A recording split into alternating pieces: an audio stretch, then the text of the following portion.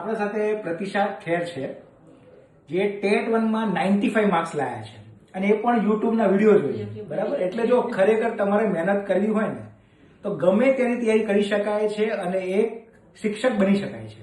તો આપણે એમને કોંગ્રેચ્યુલેશન કહીએ જ્ઞાનલય તરફથી કે એમની જે મહેનત છે ફળી છે.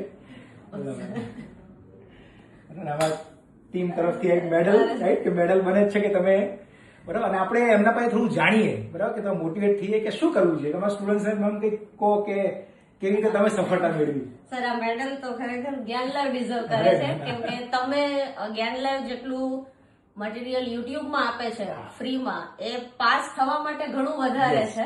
અને મારું એવું છે કે મેં યુટ્યુબના ઇવન બધા સેશન બી નથી અટેન્ડ કરેલા, પણ મારા ટાઈમ પ્રમાણે જેટલા કર્યા છે અને એટલામાં હું 95 માર્ક્સ લાવી છું, એટલે મારા માટે ઘણું વધારે છે આ બધું.